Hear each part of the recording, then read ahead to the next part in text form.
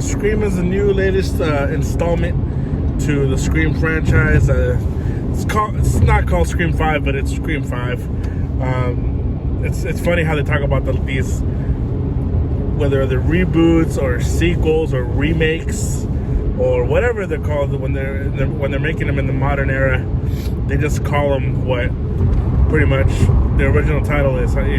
They talk about that in the movie, which is actually pretty funny. And that's what these movies are, right? Self-aware, very meta. Ghostface is back. New set of teens, new set of group of friends, and a new killer out there on the loose, or killers. Obviously, there's always two killers in these movies, which is another thing that they make fun. They poke fun at here in this movie. This time it's directed by, I believe, the directors that made Ready or Not, which is a movie that I really enjoyed. For fans of horror, fun horror movies, that's one that you should really check out. And yeah, I mean, I wasn't too excited to watch this movie, but it was definitely something that I wanted to watch. Kind of a cool, big first movie to kind of kick off the year in a sense in January. Obviously, I'm about a week late, but hey, finally watched it. And they're bringing in some of the older cast, the three main from the original cast, and it's cool because yes, this is a self-aware movie. It's a very meta movie, just like they've done it. In the first one, they talk about how the horror genre, the rules of the horror genre, they talk about that a lot. Who gets killed first? Who's the survivor? What are the rules of horror movies? And I love how in the first one, it's the first real movie that ever referenced other movies. They talk about Halloween. They talk about Friday the 13th. They talk about all of these films. And I think that's really interesting. And even in the first movie, they're pointing fingers at each other, who's doing it. It's kind of setting it up as far as like it's also a whodunit, So they're letting the audience know, hey, this is going to be a kind of a guessing game here of who's killing people. And I like how in the first one they do that. And part two, they're referencing sequels and how sometimes some sequels suck, or the sequels are there any good sequels that are better than the original. They talk about obviously all the big sequel movies that have come out in history. And yeah, again, self-aware, it's funny, dark comedy.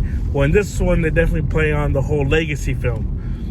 These legacy films that we've been seeing over the last few years of all these horror movies that are being remade, either for sequels or reboots or prequels or whatever you may have. And they talk about it in this film and how, does the movie really matter? If they don't, what if they connect it to the original characters, the original cast? Does it add more meaning to it when they connect them? It's a cool, self-aware, reflective way of doing it in this movie. And again, this movie is funny. This movie has its humor that we came accustomed to know with the other ones.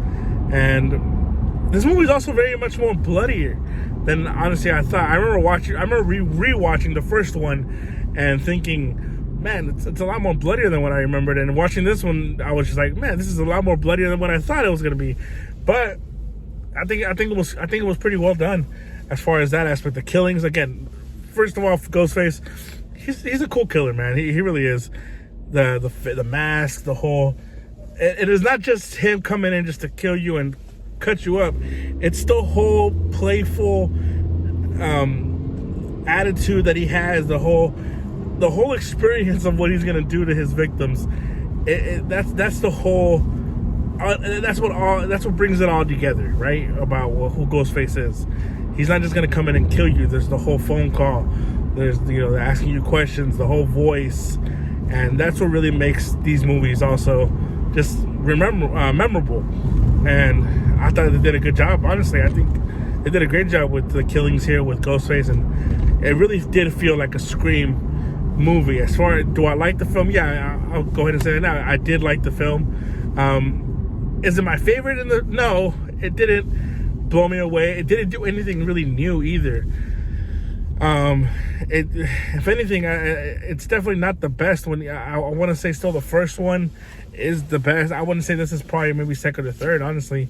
Yeah, the characters they introduced in this movie, I didn't really care for many of them. The only ones I kind of cared for were the two main, the sisters in the film. I thought their chemistry was pretty good.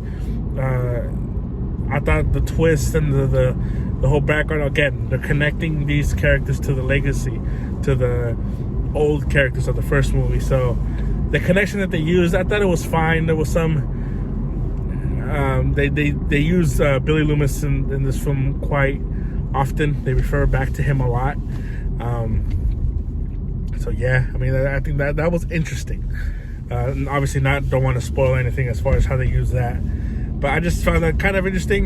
Did it work? Sometimes there's just moments in there where they're doing flashbacks to him, or you gotta watch it. It has to do with the main character of the film. And yeah, they do bring back the three survivors of those films, of the original Scream movies. Obviously, Sidney Prescott, Dewey, and Gale Weathers. They bring them all back into this film. And surprisingly enough, even Sidney Prescott, she's not really in the film like that. She's in it, but they definitely only used her for the third act. She's kind of like they like the bench. She was on the bench riding the whole bench for most of the game, and then they bring her in the fourth quarter just to kind of finish it off. Yeah, she was. Honestly, I wish I would have seen more of her. Honestly, it's weird because again, this cast just it wasn't bringing enough as much as I really hoped for. When I was watching the film, I just didn't really care for any of them. If anything, I thought they were all just kind of jerks. I mean, I mentioned the pointing the finger in the first film, but that's because they were setting it up that way. That's a whodunit. That's what this movie is. And when they're setting it up in the first one, it's fine because it's telling us, okay, we're gonna have to guess who this is. They never did that in part two again. And even when they were kind of pointing the finger at each other in the first one, it never felt there was a consequence to it.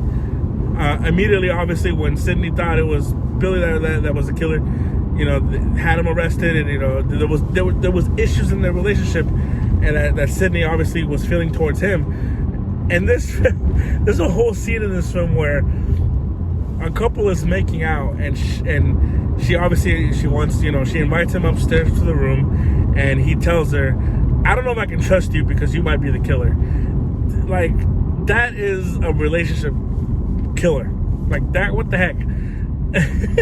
I just found that kind of amusing to me. It just, like, these group of friends shouldn't be friends. Like, the way they're pointing fingers at each other, it's like, man, these guys are really they're jerks to each other. Obviously, yes, the killers are going to be someone that they know. Yes, we know that, but it's just, I just feel like it was maybe just a little bit too much on the nose. It was just too much of pointing the finger at each other, and that's what this movie ultimately kind of, I think, felt a little short for me, where it was almost too on the nose. It was almost too meta. It was almost too much, and yet it didn't bring enough fun. With the other ones, it was meta, it was self-aware, but it was fun.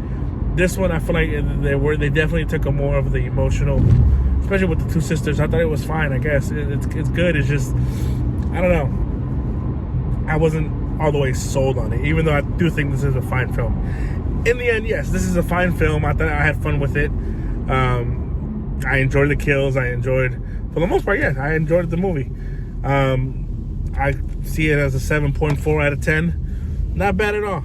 I definitely recommend it to people if you want to have a fun night to watch a fun movie. Yeah, I mean, it's again, not as fun to me as the original one, but it's still a pretty cool time. So, yeah, that's my short review. If you guys check it out, if you guys like Scream, the Scream franchise, how would you guys rank it? I would definitely, that's a pretty cool, I think, conversation to have. And yeah, let me know what you guys think. Comment, like, subscribe, please, to this video. Subscribe to my channel, please. I'm going to be putting out more reviews. I have some plans that I'm going to do. I'm watching a lot of TV shows right now that I do plan on finishing and doing reviews on. So yeah, Scream 7.4. Check it out.